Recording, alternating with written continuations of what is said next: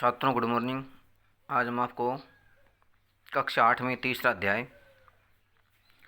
Plastic और संश्लेषित रेशों के बारे में अध्ययन करा रहे हैं। कल हमने प्लास्टिक के और पर्यावरण के बीच में जो संबंध था उसके बारे में बताया था कि प्लास्टिक जो हमारा ये पदार्थ है ये जैव अनिम्नीकरणीय है। पदार्थों को दो प्रकार में बांटा गया था, जैव निम्नीकरणीय और जैव अनिम्नीकरणीय। वे पदार्थ जो प्राकृतिक प्रक्रियाओं द्वारा सरलता से अपघटित हो जाते हैं वो जैव निम्नीकरणीय पदार्थ कहलाते हैं। जैसे कागज़ है, कपड़ा है, फल सब्जियों के छिलके हैं और बासी भोजन है। ये सब प्राकृतिक प्रक्रियाओं द्वारा आसानी से कुछ समय में ही अपघटित हो जाते हैं। ये जैव निम्नीकरण पदार्थ कहलाते हैं। दूसरे वे पदार्थ जो प्राकृतिक प्रक्रियाओं द्वारा सरलता से विघटित नहीं होते हैं उन्हें जैव अनिम्नीकरणीय पदार्थ कहते हैं। जैसे प्लास्टिक है, कांच है और धातुओं के टुकड़े, धातुओं के अपशिष्ट हैं, ये जैव अनिम्नीकरणीय पदार्थ कहलाते हैं। तो ये अपशिष्ट के प्रकारों को दो भागों में बांटा था। अब आगे प्लास्टिक और पर्यावरण के बारे में हम बता रहे थे। तो अब कल के बाद जैव निम्नीकरणीय और अनिम्नीकरणीय के बाद में अपनी पाठ्य पुस्तक में देखिए पेज नंबर 39 पर, क्योंकि प्लास्टिक अपघटित होने में कई वर्ष लेता है। ये आपके फल सब्जियों के छिलके कृषि अपशिष्ट की तरह से 5-7 दिन या देखिए सप्ताह थे आपके, 1 सप्ताह से 2 सप्ताह के बीच में नहीं, बल्कि कई वर्षों का समय ले लेता है। कई वर्ष लग जाते हैं इसमें अपघटित होने में इसको। अतः यह कैसा है? पर्यावरण हितैषी नहीं। हितैषी माने भलाई करने वाला, हितकारक। हितैषी हितकारक, हितकारक। हितकारक कहता है हमारा भला करने वाला, हमारा भला, हमारा अच्छा करने वाला नहीं है। ये हितैषी नहीं है। यह पर्यावरण प्रदूषण का कारण बनता है। पर्यावरण क्या है? परि प्लस आवरण, जो हमें चारों ओर से घेरे हुए वो क्या है? पर्यावरण है। तो पर्यावरण प्रदूषण का कारण बनता है। प्रदूषण यानी आपके पर्यावरण में अवांछित पदार्थों के मिल जाने से हमारा पर्यावरण कैसा होता है? प्रदूषित हो जाता है। तो ये प्लास्टिक हमारे पर्यावरण को प्रदूषित करता है। इसके अतिरिक्त अलावा जब हम संश्लेषित जो मानव निर्मित रेशे हैं, पदार्थ हैं, वो होता है संश्लेषित, जो रासायनिक पदार्थों से बनाए जाते हैं। संश्लेषित पदार्थ को जलाया जाता है। जब इनको जलाते हैं तो क्या करते होता है? तो पूर्णतः जलने में लंबा समय लेता है, जल्दी से जलता नहीं है। और यदि जलता है उस समय बहुत ही विषैली धुआं उत्पन्न करता है जो वायुमंडल को प्रदूषित करती है। पूर्णतः मानी पूरी तरह से, पूर्णतः नहीं पूरी तरह से जलने में लंबा बहुत अधिक समय लेता है। इस प्रक्रम मानी इस प्रक्रिया में, प्रक्रम मतलब प्रक्रिया में, जब जलने की ना प्रक्रिया या क्रिया, प्रक्रिया, इस प्रक्रिया में, प्रक्रिया में यह भारी मात्रा में, भारी मतलब बड़ी मात्रा में, यहाँ भारी से मतलब वजन नहीं है, यहाँ है अधिक मात्रा में। इसका मतलब क्या है? अधिक मात्रा में। कितनी मात्रा में? अधिक मात्रा में। क्या निकालता है ये अधिक मात्रा में विषैली धूम, विषैली माने जो विषयुक्त है, हानिकारक है, ऐसी धूम माने धुआं, धूम माने धुआं, उत्सर्जित माने उत्पन्न कर पर्यावरण प्रदूषित करता है। तो यह जब जलता है तो उस प्रक्रम में बहुत अधिक मात्रा में विषैली धुआं उत्पन्न करके वातावरण में छोड़ता है और उससे पर्यावरण प्रदूषित होता है, यानी प्रदूषित करता है। इस समस्या का समाधान हम कैसे कर सकते हैं इसके बारे में आगे बताया गया है कि इसका समाधान, इस समस्या का निराकरण, इस समस्या को हम कैसे निपटा सकते हैं, इस बारे में बताया गया है। पर्यावरण यथासंभव जितना हो सके, यथासंभव जितना हो सके जितना हो सके, जितना हो सके, जितना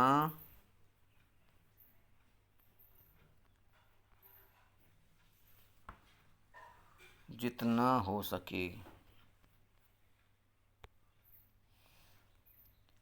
यथासंभव होता है जितना हो सके। प्लास्टिक के उपयोग से बचिए, हमें प्लास्टिक का उपयोग से बचना चाहिए, लेकिन वर्तमान में यह हमारी हर आवश्यकता की पूर्ति करते हैं, इसलिए हम इससे बच तो नहीं सकते। लेकिन नहीं बच सकते तो इतना नहीं है कि हम बिल्कुल ही मतलब इसका उपयोग नहीं करें। हम इसका उपयोग करें, बहुत सोच समझ करके करें, और इसके कुछ नियम बताए गए उसके अनुसार इसका प्रयोग करें। इसके अलावा दूसरी चीज़ें हैं, हम उनका उपयोग भी कर सकते हैं जिससे इनके उपयोग में कमी आ सके, अधिक उपयोग नहीं, अधिक प्रयोग न हो। अब इसके लिए क्या करना पड़ता है, कपास या जूट के बने थैलों का प्रयोग कीजिए। हमें क्या करना चाहिए, हमें दुकान से जब सामान लाते हैं तो उस समय अपने घरों से एक थैला लेके जाना चाहिए, और उस थैले में कुछ इस प्रकार की इस प्रकार की सब्जियां हैं, सब्जियों को हम उस अपने बैग में लेकर के आ सकते हैं। लेकिन कुछ दूसरे पदार्थ हैं जैसे कि चीनी है, आपके चावल हैं, इनको हम उसे एक बैग में नहीं ला सकते। तो उसके लिए तो दुकान वालों क्या करना पड़ेगा, हमको अलग अलग पॉलीथीन दें या फिर कोई कागज़ की थैली दें, उसमें उनको लेना पड़ेगा। इनको हम एक साथ नहीं रख सकते, तो ये भी समस्या है। इस प्रकार के पदार्थों को अलग अलग करने के लिए उन्हें दूसरे युक्तियाँ या उपाय प्रयोग में लाने होते हैं। इसके लिए क्या करें, दूसरे प्रकार की जो थैलियाँ आती है उसका उपयोग करें, या कागज़ के पैकेट्स आते हैं उनका उपयोग करें, उसमें डाल करके हम ला सकते हैं। लेकिन जो पूरा सामान आपके पास 4-5 आइटम हो गए, उन सामान को डालने के लिए वो हमें एक और पन्नी या 2 और पन्नी देते हैं मजबूती के लिए। उसके बजाय हम अपना बैग ले जाएं तो हमें उस एक पन्नी से तो छुटकारा मिल सकता है, एक पॉलीथीन की कमी कर सकते हैं हम। इस प्रकार उसका उपयोग कर सकते हैं। जैव निम्नीकरणीय, जो वे पदार्थ जो प्राकृतिक प्रक्रियाओं द्वारा सरलता से अपघटित होते हैं कहते हैं जैव निम्नीकरणीय। जैव निम्नीकरणीय और जैव अनिम्नीकरणीय, दूसरे क्या है, जैव अनिम्नीकरणीय। अपशिष्ट को अलग अलग इकट्ठा करते हैं, इनको क्या करेंगे, एक साथ नहीं मिलाएंगे। हम घर में जो अपशिष्ट पदार्थ हैं, फल सब्जियों के छिलके हैं, बासी भोजन है, इस प्रकार के अपशिष्टों को अलग एकत्रित करेंगे। आपके प्लास्टिक हैं, आपकी पन्नियां हैं, आपके धातुओं के टुकड़े हैं, ऐसे जो पदार्थ होते हैं अपशिष्ट पदार्थ, उनको अलग अलग निस्तारित करेंगे और उनको अलग अलग जगह ही डालते हैं। इसके लिए हमने पिछली कक्षाओं में पढ़ा था कि 3 प्रकार के डिब्बे उपयोग में किए जाते हैं, नीला डिब्बा, हरा डिब्बा और एक काला डिब्बा। इस प्रकार के डिब्बे थे जिनको अलग अलग प्रकार के पदार्थों को संचित करने में उपयोग में लेते हैं। अब इनका निस्तारण भी अलग अलग करते हैं। अलग अलग प्रकार के डिब्बे हैं जिनमें 3 प्रकार के डिब्बे थे। एक में ऐसी वस्तुएं जो आसानी से अपघटित हो जाती हैं, वो दूसरी ऐसी वस्तुएं जो बहुत समय पश्चात अपघटित होती है वो, और तीसरी ऐसी वस्तुएं जो हानिकारक या विषैली होती हैं। उन पदार्थों को अलग करने के लिए अलग अलग प्रकार के हमें डिब्बों का उपयोग करते हैं, उसमें संग्रह करते हैं। इसे अपने घरों में व्यवहार में भी लाते हैं। अब इस प्रकार ना जो अपशिष्ट हैं, जो प्राकृतिक जैव निम्नीकरणीय और जैव अनिम्नीकरणीय, इनको अलग अलग प्रकार के डिब्बों में हम घर से ही अपना ये प्रयोग शुरू कर दें निस्तारण के लिए कि भाई हमें कौन सा पदार्थ किस डिब्बे में डालना है। इस प्रकार अलग अलग करें। कुछ और तरीके भी सुझाए जाते हैं जिसके द्वारा हम प्लास्टिक पदार्थ के उपयोग को कम करने में सहयोग दे सकते हैं। हम और भी ऐसे उपाय हैं जिनके द्वारा हम प्लास्टिक के जो पदार्थ हैं उनका उपयोग करने में, उनके उपयोग को कम करने में, किसमें कम करने में हम सहयोग दे सकते हैं। किस प्रकार दे सकते हैं वो देखिए, हम प्लास्टिक को पुनः चक्रित करके और उसको उपयोग में ले सकते हैं। प्लास्टिक को पुनः चक्रित करके और उसको उपयोग में ले सकते हैं। पुनः चक्रित क्या है? उसको दोबारा से प्लास्टिक की कोई दूसरी वस्तु बनाना, ये पुनः चक्रित होता है। अब ये पुनः चक्रण कैसे होता है? पिछली कक्षा में छठी में पढ़ा हमने कि ये जो अपशिष्ट पदार्थ होते हैं, हम इनको क्या करते हैं? कबाड़ी वालों को बेच देते हैं। कबाड़ी वाले क्या करते हैं? उनसे उन जो अपशिष्ट पदार्थ हैं, खराब पदार्थ हो गए थे, चाहे वो प्लास्टिक हो, चाहे वो आपके अखबार हो, उन सब को क्या करते हैं? इन सब को ये उस कंपनी या कारखानों में बेचते हैं जहां इनका पुनः निर्माण या नया निर्माण होता है। वहां पर इनको वापस गला करके दूसरी वस्तुओं में उपयोग में लाया जाता है। अब पहले से प्लास्टिक है तो प्लास्टिक के लिए तो जो थर्मो प्लास्टिक है उसका तो पुनः उपयोग हो सकता है, लेकिन थर्मोसेटिंग प्लास्टिक का पुनः उपयोग नहीं हो सकता। वो तो ऐसे ही ख़राब हो गए तो वो अपघटित होंगे जब तक ऐसे ही अपशिष्ट पदार्थ के रूप में पड़े रहते हैं। अधिकांश थर्मो प्लास्टिक पुनः चक्रित किए जा सकते हैं। बताया ना, थर्मो प्लास्टिक वे प्लास्टिक जिनको नरम गर्म करने पर वो आसानी से पिघल सकते हैं और उनको बार बार नई आकृतियों में ढाला जा सकता है। ऐसे प्लास्टिक कहते हैं हम थर्मो प्लास्टिक कहते हैं। इनको पुनः चक्रित कर सकते हैं हम। जिन वस्तुओं का पुनः चक्रण किया जा सकता है, यानी दोबारा से नए रूप में जिनको हम गला करके प्राप्त कर सकते हैं, जिन वस्तुओं को, है ना, जिन वस्तुओं को पुनः चक्रण किया जा सकता है या जिन वस्तुओं को हम गला करके वापस उनसे उसी पदार्थ से बनने वाली दूसरी वस्तु बना सकते हैं, उनकी सूची बनानी है। तो उनकी सूची आप बना सकते हैं। जैसे आप अब ये क्या करते हैं, जो हमारे अपशिष्ट पदार्थ जाते हैं, उन अपशिष्ट पदार्थ में ये उनको गला करके इसमें कुछ अभिकर्मक मिला देते हैं, कुछ रंग मिला देते हैं और रंग मिला करके उनसे दूसरे प्रकार की वस्तुएं बनाने के उपयोग में लेते हैं। पहले शुद्ध वस्तु होती हैं। शुद्ध वस्तु जब खराब हो जाती है, टूट जाती है, अपशिष्ट बन जाती है, तो उसको सड़ा गला करके उसके दूसरे नंबर से यानी दोबारा उनको क्या करते हैं? परिवर्तित करते हैं गला करके, उसमें कुछ अभिकर्मक रंग मिला देते हैं और रंग मिला करके दूसरे कलर में या दूसरे रूप में उनको वापस से नई वस्तुएं बनाने के उपयोग में लेते हैं। जैसे हमारी कुर्सियां हैं, टेबल हैं, कुछ बोतलें हैं, इस प्रकार के ये बाल्टियां हैं, इन्हीं के उपयोग में पुनः चक्रण द्वारा पदार्थ उपयोग में लाए जाते हैं।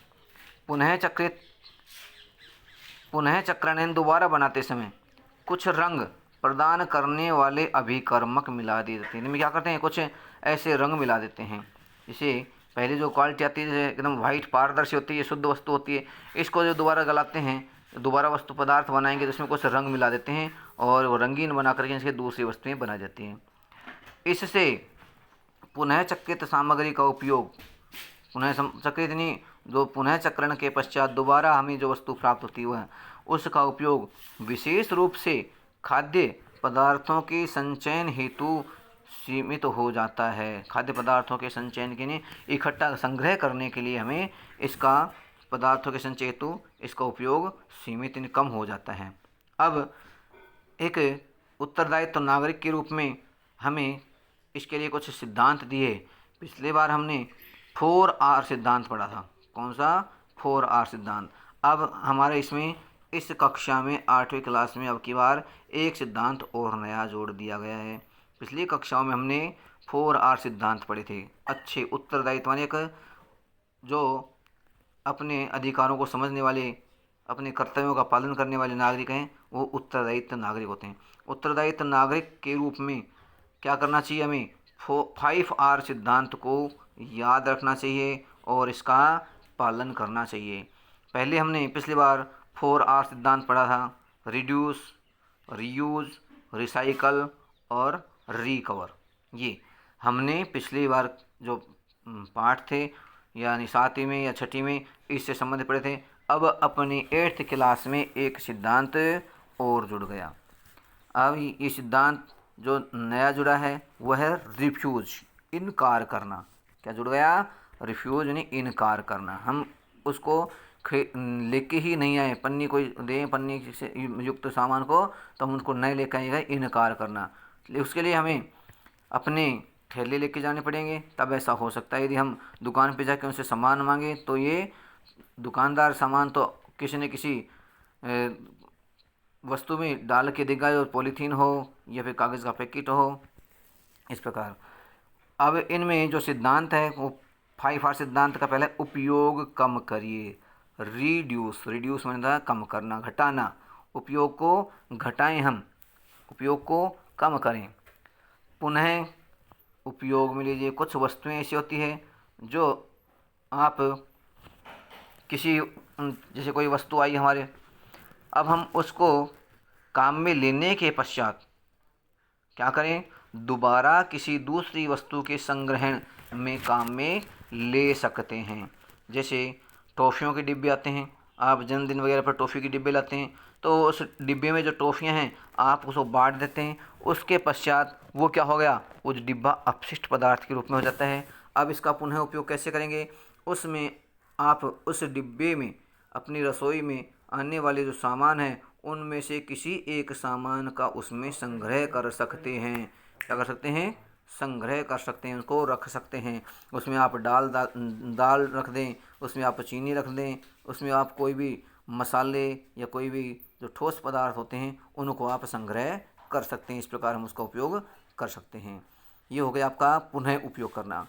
पुनः चक्रित कीजिए, पुनः चक्रित करना, रिसाइकल। ये रिसाइकल का कार्य कहाँ होता है, रिसाइकल का कार्य कारखानों में किया जाता है। किसमें किया जाता है, कारखानों में। वो जैसे हमारे घरों के जो अपशिष्ट पदार्थ हैं ये कबाड़ी वाले ले जाते हैं। इस पदार्थ का वो कबाड़ी क्या करते हैं, कंपनी वाले जहाँ ये पदार्थ बनते हैं उस कंपनियों में भेज देते हैं। वहाँ इनको गला करके पुनः दोबारा दूसरे पदार्थ बना दिए जाते हैं। इस प्रकार हो गया पुनः चक्रित करना। अगला लगा पुनः प्राप्त कीजिए। ये पुनः प्राप्त करना है, जो सामान अपशिष्ट पदार्थों से निर्मित होकर के दोबारा आया है हम उसको प्राप्त करें, ये होता है पुनः प्राप्त करना। तो ये कम कीमत के जो पहले पदार्थ हैं उनसे कम कीमत में आते हैं। और अगला है उपयोग कम, उपयोग न करना।